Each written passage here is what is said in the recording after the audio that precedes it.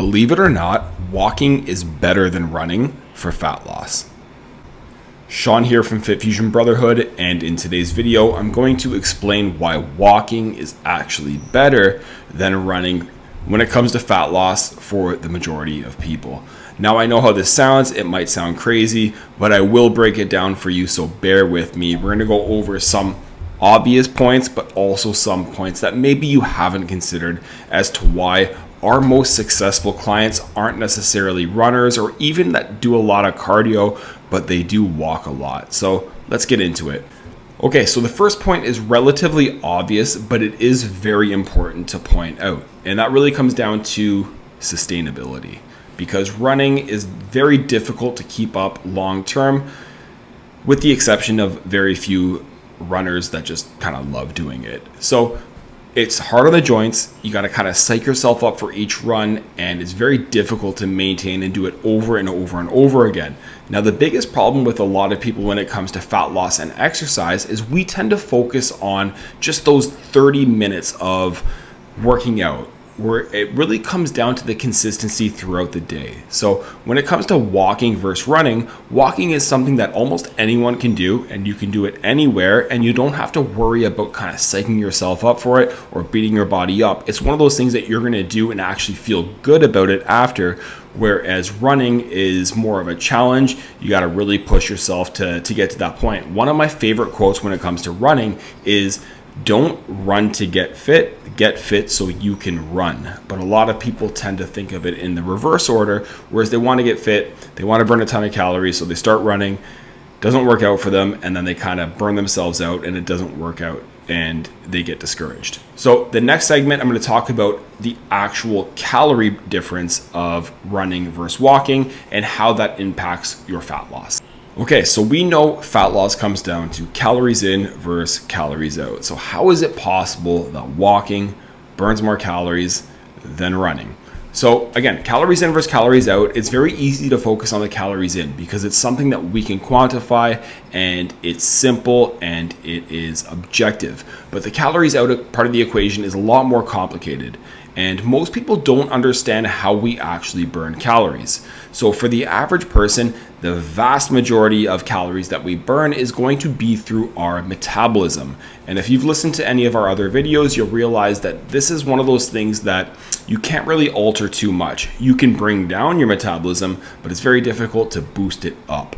And when it comes to calories burned, the lowest number on that scale is typically exercise, believe it or not. Now, obviously, the more active you are, the higher that percentage is going to be, but it's going to be a much lower percentage than most people think.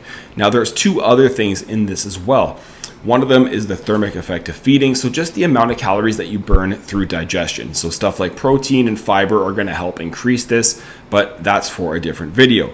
And then the second highest percentage of calories burned throughout the day is actually going to become something from what we call NEAT, so non-exercise activity thermogenesis. This is just the amount of calories that we burn through movement that isn't exercise based. So fidgeting, walking, moving, all of that stuff. Now, we tend to think of calories burned just through exercise, but as you've seen, it's actually the lowest percentage. And even if you are relatively fit, it's still going to be a low percentage of the calories you burn. Because like I said in the last segment, we tend to think of exercise and calories burned in just this very short burst, a 30-minute, 45-minute, 1 hour exercise burst of the day.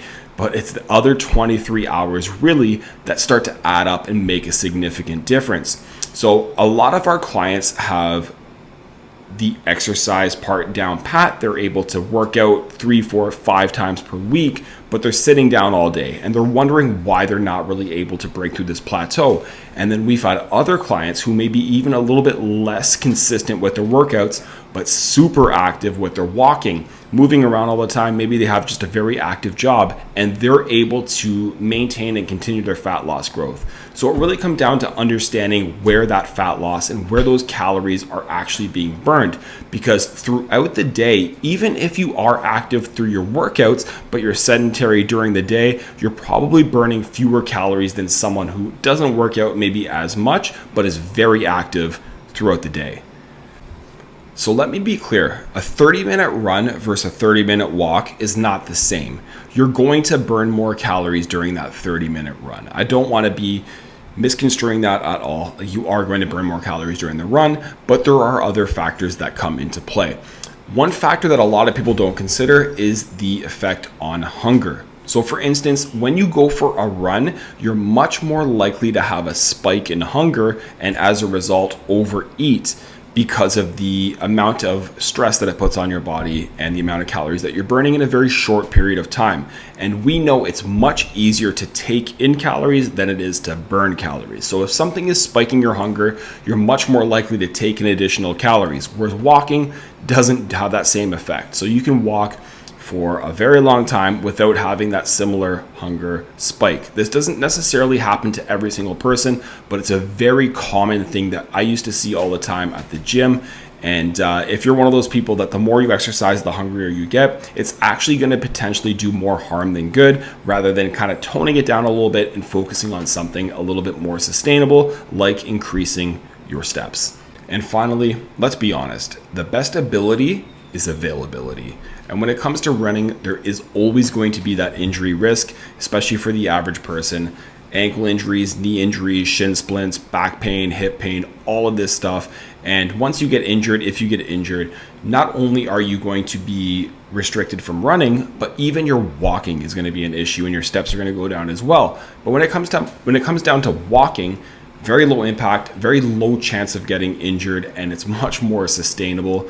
If you've heard anything about the discussions that we've had before with these videos, it's always about sustainability, long-term approach. So if you're able to maintain it long-term, probably a good idea. If you're not able to maintain it long-term, probably not a good idea. So just like that quote I said before, don't run to get fit so you can run. A lot of people have that backwards. So if you have a few pounds to lose, maybe you already have a bad back and a bad knees, and you start running, it's probably going to do more harm than good. So instead, focus on something that's going to be more sustainable. Walking is lower impact, and you're going to get, as I've mentioned before, the exact same results, if not better, especially if you're able to maintain it and go consistently throughout the day, throughout the weeks, throughout the months, and throughout the years.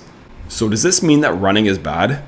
Not at all. I love running. It's great for your cardiovascular health. It's great for your body. And it is great for fat loss, but for most people, it's just not sustainable. I can tell you from experience, there's a much stronger correlation between how many steps someone has throughout the day versus how much cardio someone does throughout the day. So just important to prioritize. It's easier, it's lower impact, it's more sustainable. If you want to run, by all means, go for it. If you want to do cardio, by all means, go for it. But don't neglect the importance and the impact that having a higher step count through walking will have.